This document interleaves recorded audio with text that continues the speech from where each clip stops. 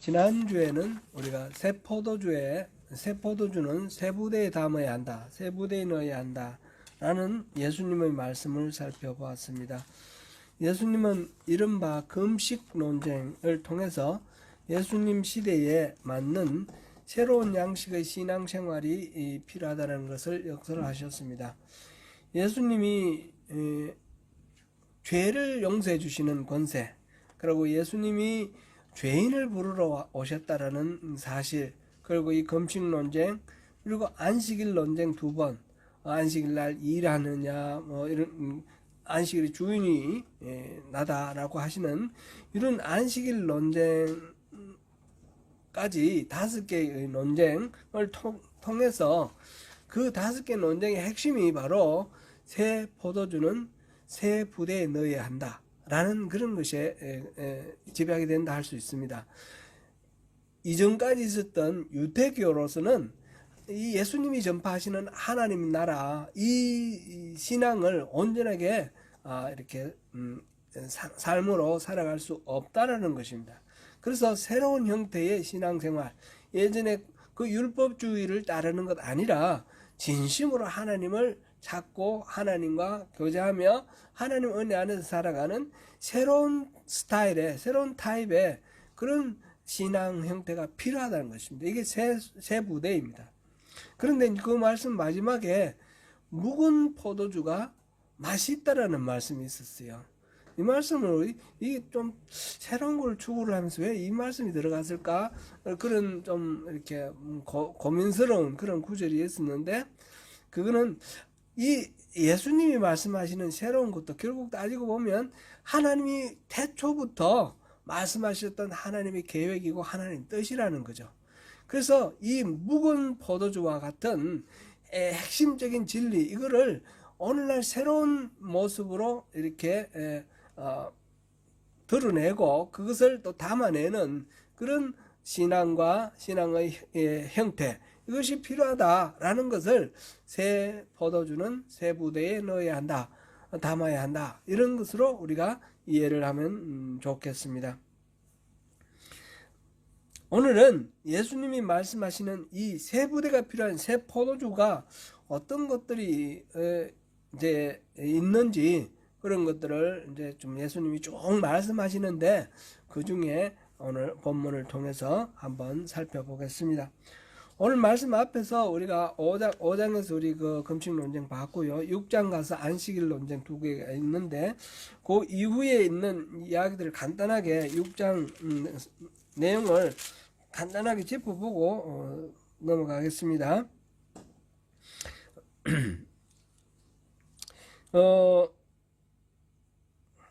12절부터 6장 12절부터는 12사도를 선택하고 세우는 그런 광경이 나와 있고요. 본격적으로 예수님의 사역이 공생의 사역이 이렇게 전개되어 가는 그런 하나의 중요한 터닝 포인트다, 이렇게 볼 수도 있겠습니다. 그 다음에 이제 20절부터 나오는 이야기가 6장 끝까지가 이른바 이 제목이 평지수훈이라 그럽니다. 평지수훈 또는 평지설교. 이거는 마태복음 5장에서 7장까지를 우리가 뭐라고 그랬죠?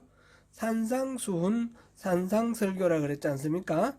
산 위에서 많은 사람들이 모였을 때 그곳에서 설교하신 그런 내용이다 해서 산상수훈, 산상설교 이렇게 했는데, 이 누가복음에 지금 여기 6장 20절부터 나오는 이 내용은 산 위가 아니고 평지에서 지금 설교를 하시고 교훈을 주신 그런 내용입니다.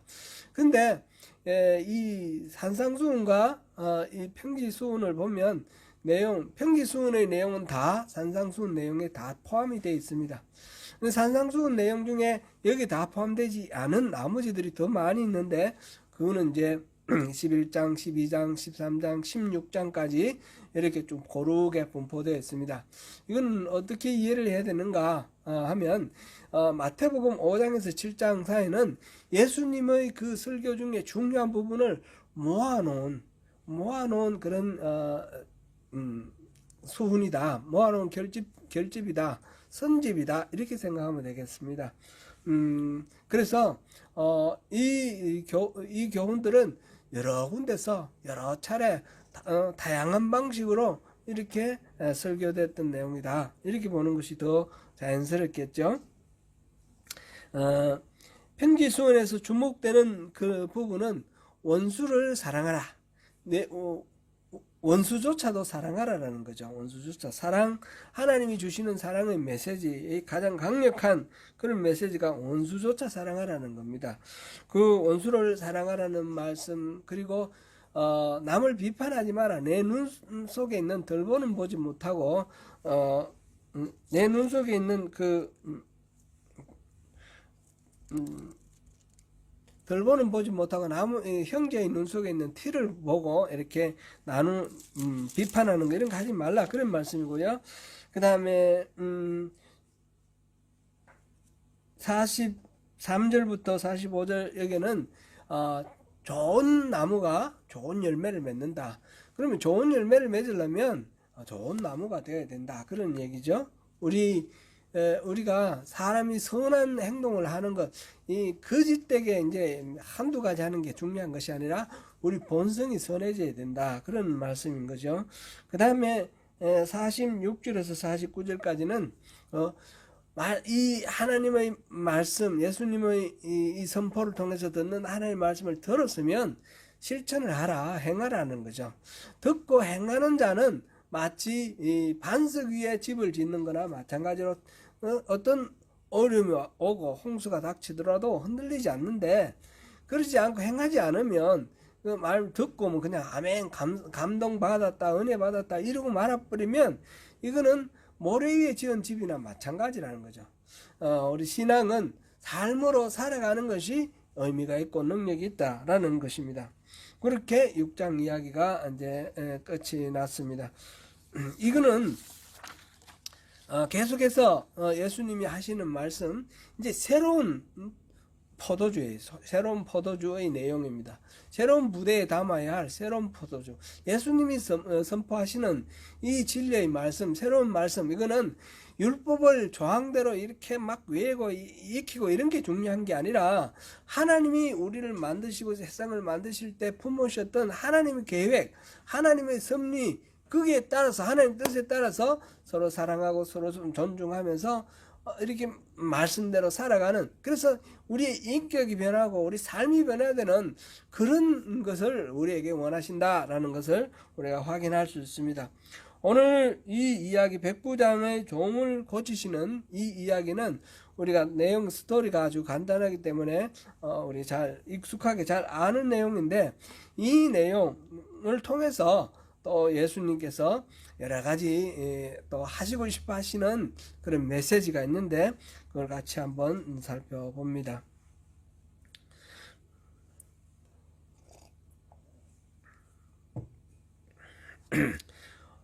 예수께서 로마 군대의 장교인 백부장의 종을 고쳐주신 기사입니다. 이 내용은 이 복음을 기록한 누가에 있어서 매우 중요한 사건입니다. 이 사건은 마태복음에도 기록되어 있고 한데 예수님의 복음 전파 사역이 이제 유대인 중심에서 이방인에게로 이렇게 전파되고 확산되어가는 그런 중요한 또 이 변곡점이다 이렇게 우리가 들을 수 있겠습니다.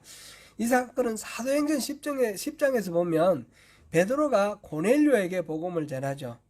고넬료에게 복음을 전하고 이 사건이 나중에 바울이 이방인들에게 복음을 전하는 것 때문에 또 이렇게 예루살렘에서 공의회가 열리고 이방인들에게 복음 전할 때에 유대인처럼 할례를 받고 유대인화한 후에 전해야 되느냐 아니면 그대로 복음을 전해도 되느냐, 이게 중요한 쟁점이 되었을 때 고넬료가 내가 그때 베드로가 내가 그때 그 고넬료 사건을 얘기하면서 보니까 성령이 임하시더라 라는 것을 고백을 하면서 이방인에게 꼭 할례를 받으라고 말할 필요가 없다라는 것을 이렇게 공식적으로 공의해서 결정을 하게 되는 그 중요한 계기가 되었죠. 그런데 그 일 이전에 이미 예수님이 이렇게 하셨다라는 겁니다. 그 이방인인 로마군 백부장은 100명을 단위로 하는 그 부대장인데, 요즘 제가 이제 군대 생활하는 걸 생각해 보면 중대장 정도로 생각하면 될 것 같아요. 중대장. 그런 정도의 소규모인데, 이 가버나움은 갈릴리 호수의 북쪽 끝에 있는 해변에 있는 도시입니다. 이 가버나움은 나름대로 그 갈릴리 지역 전체의 중심적인 도시입니다. 예수님께서 갈릴리 지역 중심으로 사역을 할 때에 그 핵심되는 도시가 가버나움 회당에서 처음 병자를 고쳐주시기도 하시고 열심히 사역을 하시는 그 모든 중심에 가버나움이 있습니다. 그 베드로라든지 또 요한이라든지 이런 제자들도 그 가버나움에서 이렇게 발탁을 하게 되는 그런 도시입니다. 로마 군대가 그 데가폴리라고 있지 않습니까? 요단강 동쪽에 갈릴리 호수보다는 또 동남쪽에 그게 10개의 신도시가 있었어요. 10개의 신도시가 데카가 열이라는 뜻이고 볼리가 폴리스 성이라는 뜻이죠. 도시라는 뜻이죠. 그래서 데가폴리가 10개의 신도시인데 그 10개의 신도시에 로마 군단이 주재를 하였다고 합니다. 그러면 가버나움에는 그 부대에서 파견된 하나의 이제 분견대, 일개 중대가 이렇게 따로 나와 있는 그런 분견대가 있는 그런 곳이죠. 그런데 이 갈릴리 지역은 지금 예루살렘은 예수님 당시에 예루살렘은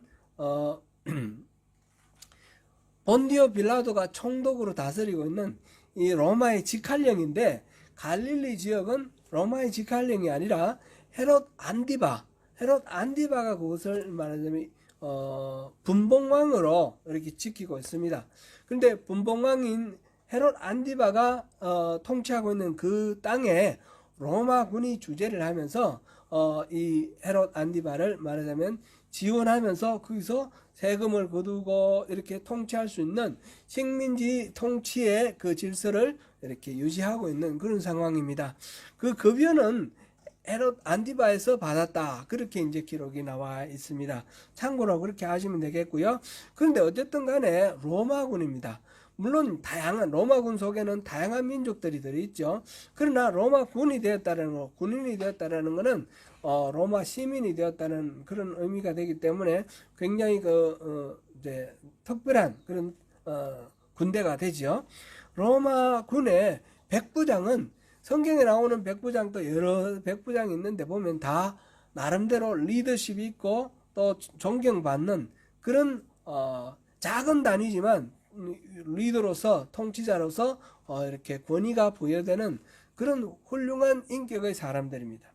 바로 여기 있는 여기 나오는 이 백부장도 그런 사람이다라고 생각하고 우리가 보면 좋겠습니다.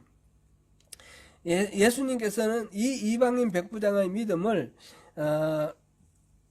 9절에서 보니까 이스라엘 중에서 이만한 믿음을 만나보지 못하였다라고 하시면서 이렇게 높이 평가를 하셨는데, 이것은 누가 자신이 사실은 이방인입니다.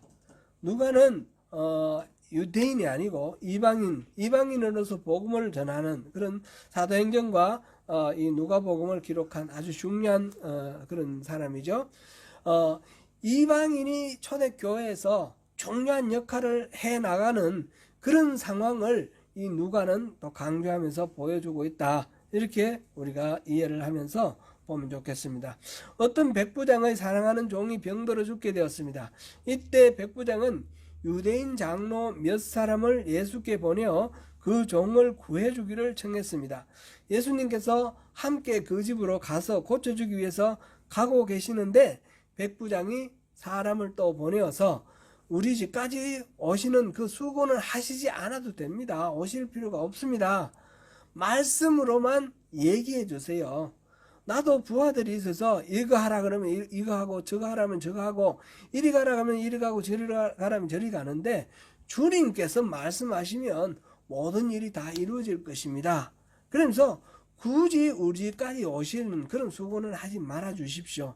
감히 제가 주님을 모실 정도로 그렇게 되지는 못합니다.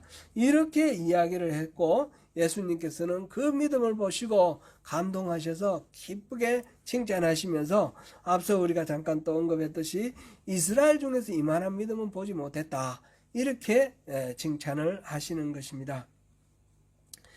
이 간단한 사건의 기록을 통해서 여러 가지로 우리가 살펴볼 수 있는데, 여기서 참다운 믿음은 어떤 것인가, 진짜 우리가 배우고 우리가 본받아야 할 믿음은 어떤 것인가, 그것을 한번 살펴보면 좋겠습니다. 먼저 첫째로는 이 겸손한 믿음입니다. 백부장은 가브나움에 주둔하는 로마군의 장교인데 그에게는 힘과 권력이 있었습니다. 그러나 그는 그것을 전혀 내세우지 않고 겸손하게 주님의 자비를 구했습니다. 사람은 다른 사람보다 좀 뭔가 더 많이 안다든지 더 많이 가졌다든지 하면 교만해지기 쉽습니다. 사실 우리가 다른 사람들보다 좀 더 잘났으면 얼마나 잘났습니까? 예, 하나님의 관점에서 보면 다 정말 미물이죠, 미물. 안 그렇습니까? 우리가 여기 땅에서 보면, 지상에서 보면 1층짜리, 2층짜리 건물들이 높아 보이고, 시티에 있는 한 20층짜리 건물이 보면 까마득한 하늘 같지만, 우리가 비행기 타고 이렇게 보면 다 땅바닥에 붙어 있지 않습니까? 비행기 타고 이 높은 빌딩이라고 하는 것들 내려다보는 것과 비교할 수 없을 정도로 하나님의 관점에서 우리는 너무너무 미미한 존재들입니다.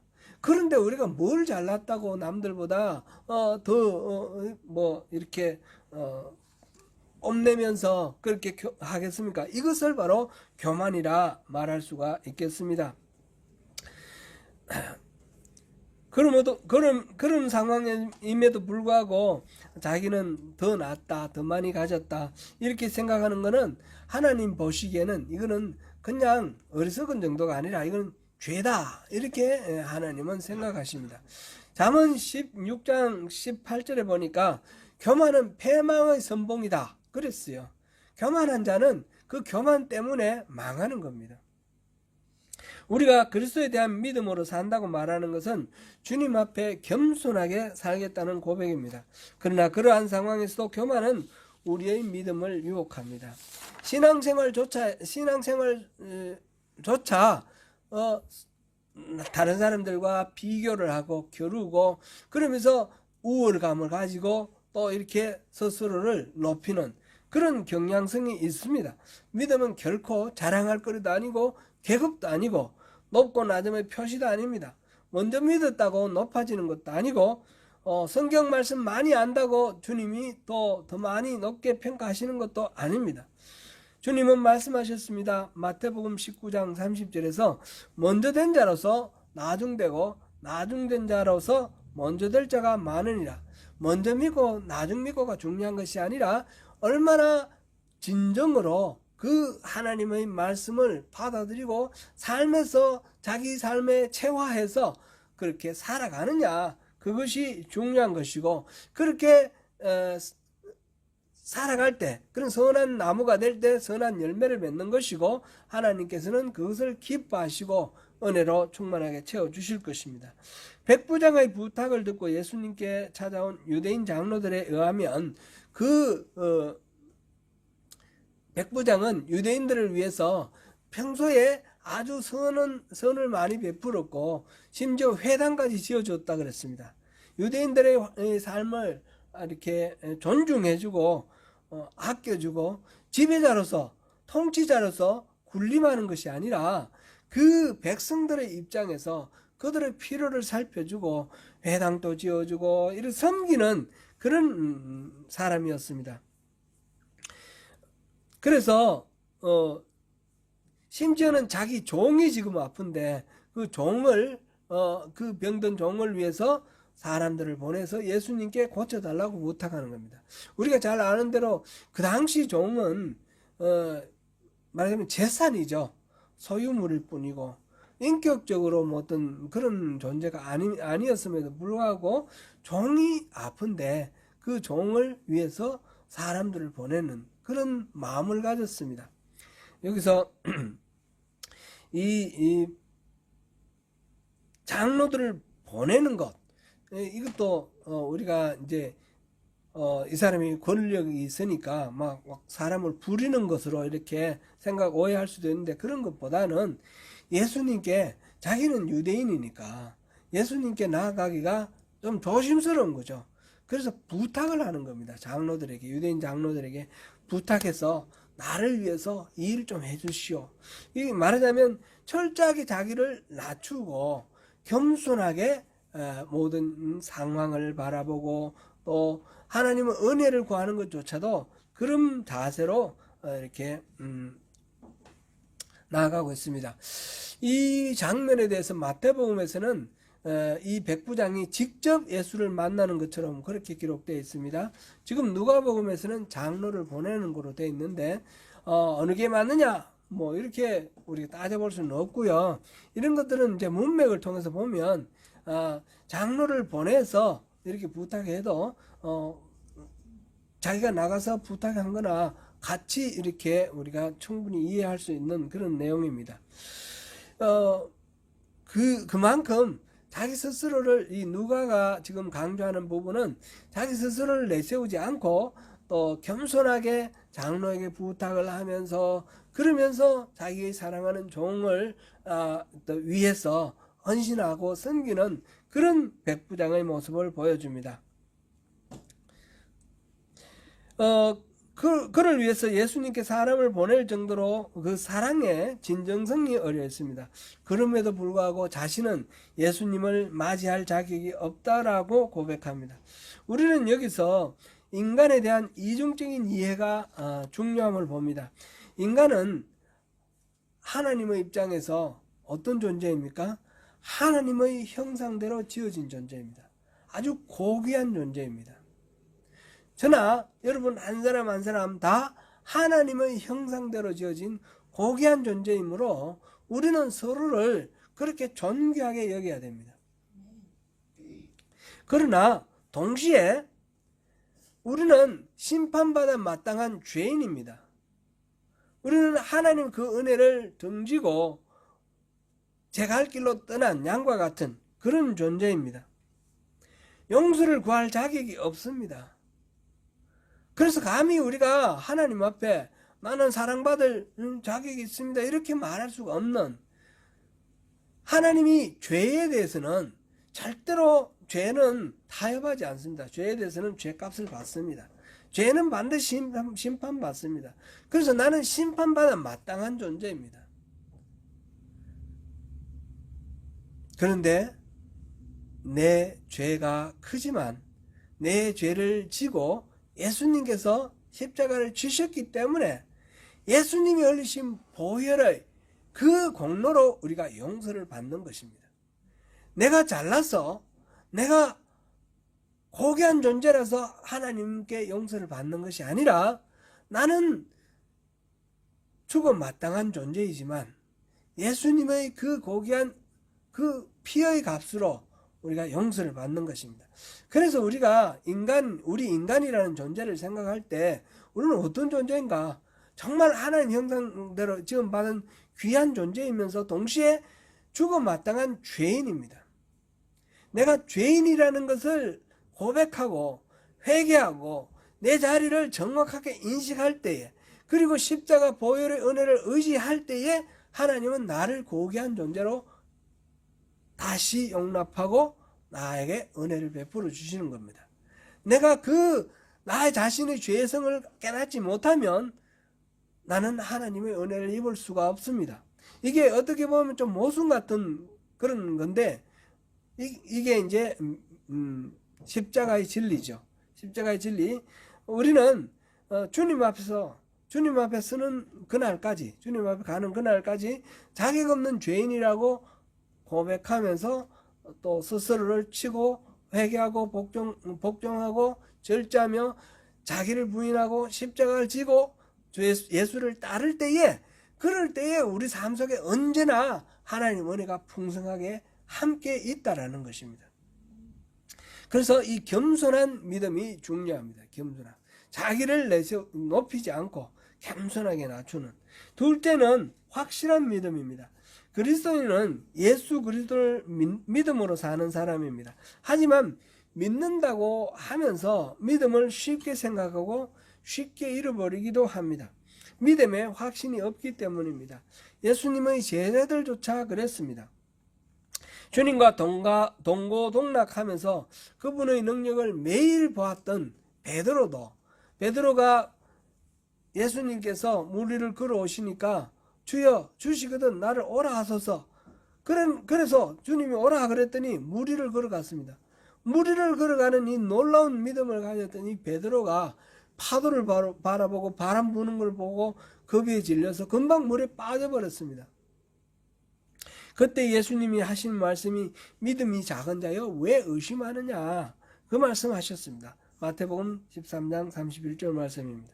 믿음은 날마다 입었다 벗었다 하는 그런 옷이 아닙니다. 믿음은 우리 가슴에 새겨진 고백이기도 하고 우리의 인격에 녹아있는 우리의 성품이 되어야 하는 것입니다. 백부장은 자신이 사랑하는 종이 죽을 병이 걸리자 장로들을 보내서 예수님께 고쳐달라고 부탁합니다. 예수님이 그 말을 듣고 그 집으로 가려고 하는데 백부장이 오시는 수고까지 하실 필요가 없습니다. 주님께서 내 집에 들어오심을 나는 감당하지 못하겠습니다. 말씀만 하셔서 내 아인을 낫게 해주십시오. 오늘 본문 6절 7절 말씀입니다. 주님은 이러한 믿음, 주님이 말씀하시면 틀림없이 낫는다는 그런 믿음이 확실하지 있지 않습니까? 이렇게 말씀에 대한 확신을 가진 이 사랑을 만나보지 못해서 예수님께서 그 믿음에 감동하셨습니다. 하인을 사로잡은 병은 예수님이 명령하시면 떠날 것을 믿었습니다. 자신이 부하들에게 명령하면 부하들이 복종하는 것 당연하게 겪으면서 살았기 때문입니다. 그는 예수님을 확실히 주인으로 인정했습니다. 절대 주권자임을 받아들였습니다. 그런 믿음을 보시고 주님은 그 하인의 그 병을 고쳐주셨습니다. 이 백부장은 예수님의 칭찬을 받았을 뿐만 아니라 그 하인도 살리게 되었습니다. 이렇게 확실한 믿음은 주님을 감동시킵니다. 우리의 믿음 어떤 믿음이 되어야 되겠습니까? 이렇게 우리 예수님은 우리 주님은 하나님은 무에서 유를 창조하시고 모든 것들을 가능하게 하시는 분 아닙니까? 그러니까 그분은 능치 못할 일이 없으신 분입니다. 그것을 믿는 가운데 우리가 굳건하게 해서 있으면 좋겠습니다. 세 번째로는 분별 있는 믿음입니다. 이렇게 겸손하게 스스로를 낮추고 의심 없이 확신에 가득 찬 믿음을 강조하니까 혹시 오해가 있을까 싶어서 덧붙입니다. 믿음은 제가 믿음은 이런 것이다 라고 여러 차례 말씀을 들었는데 이런 것이 아니다 라는 거, 우리가 흔히 착각하고 있는 믿음에 대한 오해를 대표적으로 제가 두 가지를 얘기했습니다. 첫째는 지적 동의가 아니다. 머릿속으로 그렇구나 그것이 아니라는 것이죠. 지적 동의로는 믿음이라 말할 수가 없습니다. 두 번째는 자기 확신, 믿습니다 하면 되는 게 아니라는 겁니다. 자기 확신이 아니고 객관적 사실이고, 그리고 단순히 지적으로 동의하는 게 아니라 내 삶으로 살아가는 것입니다. 믿음은 하나님과 우리 사이에 온전한 인격적 관계 속에서 그 관계 속에서 살아가는 삶입니다. 하나님과 우리 사이에 올바른 관계가 되기 위해서는 우리는 하나님이 우리에게 주신 이성을 바탕으로 해서 사리를 분별하는 그런 과정이 필요합니다. 무조건 덮어놓고 믿으라 해서 덮어놓고 믿는 것이 아니라 하나님이 주신 이성으로 분별하고 그리고 확신을 가지고 믿는 것입니다. 백부장은 예수님이 자기 부탁을 받아들이고 자기 집 종을 고치기 위해 오시는 줄 알고 사람을 보내어 오시지 말도록 부탁합니다. 말씀만 하셔도 충분하다라고 했습니다. 이 말에는 많은 내용을 담고 있습니다. 예수님의 공생의 사역은 주로 갈릴리 지역을 중심으로 이렇게 이루어졌는데 백부장이 얼마나 예수님의 가르침이나 치유 현장에 있었는지 그거는 알 수가 없습니다. 그 백부장도 있었을 수도 있고 소문만 들었을 수도 있습니다. 어쨌거나 그는 충분히 예수님에 대한 정보를 가지고 있었습니다.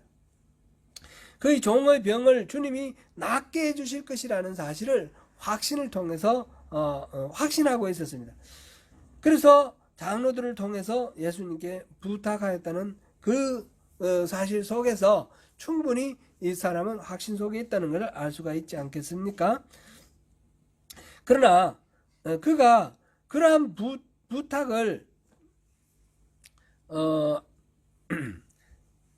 할 때에 그냥 남들이 이렇다니까 그냥 따라서 이렇게 했다 이렇게 볼 수는 없습니다. 나름대로는 충분히 숙고를 하고 충분히 그것을 했을 것입니다. 고려를 하고 판단을 했을 것입니다. 그리고 난 뒤에 이제 제가 또 주목하고 싶은 거는 왜 장로들에게 부탁을 했느냐라는 겁니다. 장로들에게 부탁하는 거 앞서 제가 말씀드렸는데 자기 자신이 직접 나서는 것보다는 장로들에게 부탁하는 것이 좀 더 예의 바르다 이렇게 생각한 것 같습니다. 우리가 잘 알다시피 유대인들은 이방인들하고 상종하지 않습니다. 통치자인 로마인들하고도 상종하는 걸 싫어합니다. 그래서 예루살렘에 무슨 행사가 있을 때 로마 군사들이 들어오고 이러면 그것 때문에 폭동이 일어나고 그렇습니다. 그거를 철저하게 경계를 이렇게 두기를 원합니다. 예수님께서 지금 공생애를 시작하시면서 우리 앞에서 5장에서 봤지 않습니까? 그 레위라는 세리를 예수님께서 부르시고 그 다음에 레위의 집에서 잔치를 베풀었는데 그곳에 예수님이 참석하셨어요. 그리고 함께 잔치를 하였는데 이 바리새인들과 이 서기관들 이런 사람들이 시비를 겁니다. 왜 레위 저 사람은 세리인데 세리 죄인과 같이 더불어서 잔치하냐. 그래서 예수님은 나는 죄인을 부르러 왔다. 의인을 부르러 온 것이 아니라 죄인을 부르러 왔다. 이렇게 말씀하셨어요. 그것으로 인해서 바리새인과 이 서기관들, 제사장들, 종교적 기득권자들과 예수님은 충돌을 하는 겁니다. 그럼 안식일 논쟁에서도 그렇지 않습니까? 안식일 논쟁에서도 예수님의 제자들이 이 밀밭 지나가다가 이렇게 이삭을 따먹은 걸 가지고 왜 안식일날 일을 하냐? 그런 시비를 걸고 예수님은 안식일날의 주인은 나다라고 말씀하셔요. 이런 일을 통해서 이 종교 기득권자들과 예수님과의 충돌이 심하게 점점 이렇게 정복되어 갑니다. 예수님은 그 이전에 이 굳어져 있는 이 타성에 젖어 있는 율법주의적인 신앙으로는 하나님을 만나지 못한다는 걸 백성들에게 지금 말씀하고 계시는데 그 종교적인 이 체제 속에 있던 사람들은 그거를 예수님 건드리는 예수님을 용납하기 어려운 겁니다. 이럴 때에 이방인의 집 백부장의 집에 예수님이 가게 되면 틀림없이 이 갈등은 더 정복될 겁니다. 백부장은 여기에 설명이 나와 있는 건 아니지만 이 상황을 보면 백부장은 그걸 고려한 것 같습니다. 그래서 굳이 우리 집에 올 필요 없고 주님은 능력이 있으시니까 말씀만 하십시오. 주님이 굳이 우리 집에 오시고 이런 것 때문에 시비가 걸리고 또 이렇게 갈등이 커지고 곤란해지고 이런 것들은 좀 주님을 위해서 내가 할 일이 아닌 것 같습니다. 이렇게 하는 그런 어떤 생각이 보입니다. 백부장은 말하자면 자기의 믿음을 살아가는 삶에 있어서 아주 깊이 있게 생각을 하고 고려를 하고 배려를 하는 분별 있는 사람입니다.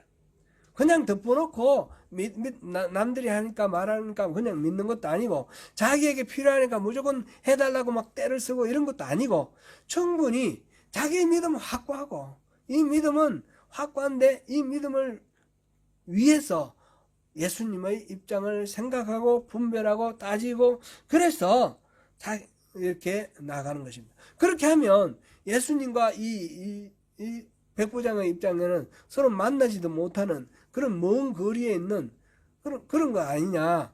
믿음이라는 건 하나님과의 친밀한 관계라 그러는데 그런 자세면 관계는 어떻게 되냐, 이런 식으로 우리가 또 질문을 가질 수가 있습니다. 그런데 신앙을 우리가 말씀드릴 때 항상 제가 강조했던 것은 하나님과 우리의 친밀함과 동시에 이 친밀함과 동시에 있어야 되는 꼭 필요한 요소가 뭐라고 했습니까? 경외함. 친밀함과 경외함. 친밀함은 가까이 하는 것이고 경외함은 좀 거리를 두는 겁니다. 거리를. 손자가 할아버지 수염을 잡아 흔드는 건 친밀함이지만 어릴 때는 그래도 괜찮습니다. 할아버지가 좋아하시지만 그러나 성숙되어 가면서도 그렇게 하면 친밀한 게 깨어지는 거죠. 공경하는 마음이 있어야 됩니다. 어릴 때 친구로 자란 왕과 신하가 어릴 때 친구였으니까 야 그러면 되겠습니까? 아닙니다. 왕에게는 철저하게 왕으로 대접을 해야 되는 것이고 그렇게 함으로써 더욱 친밀함이 깨어지지 않는 것이죠. 하나님과 우리는 더 이상 말할 필요 없을 정도로 이 친밀함을 위해서는 반드시 경외함이 필요하다는 겁니다. 이 백부장의 이 믿음에서 우리가 그것을 볼 수도 있는 것입니다.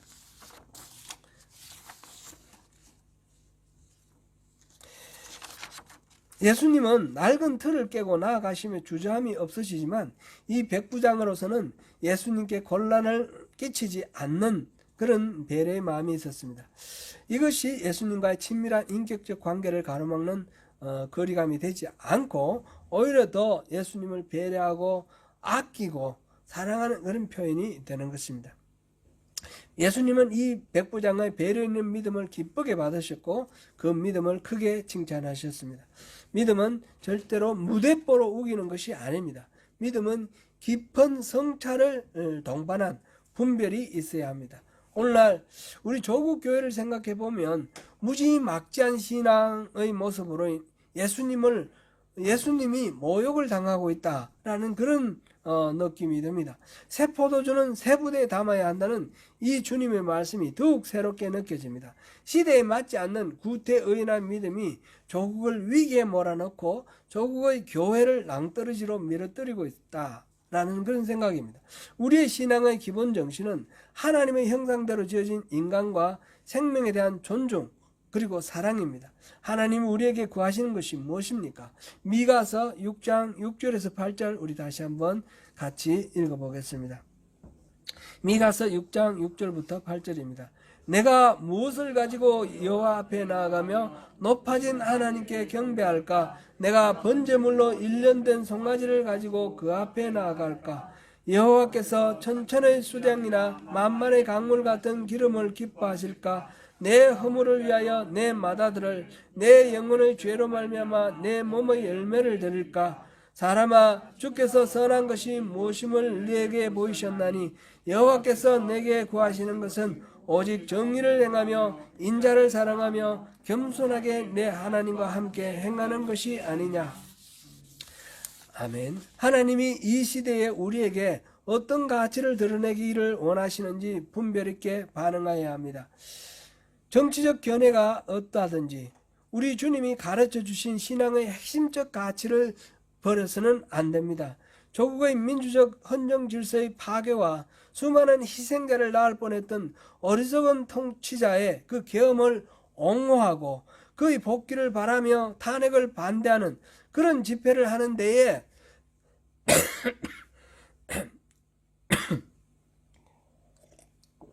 교회와 기독교가 앞장서고 있다는 사실은 너무나 마음 아픈 일입니다.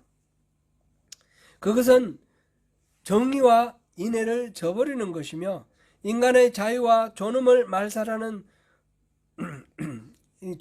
정의와 인애를 저버리는 것입니다. 그리고 또 그 집회 현장에 보니까 빨갱이는 죽여도 좋다 이런 걸 이렇게 크게 해가지고 캐치플레이즈를 해서 내세운 것을 봤습니다.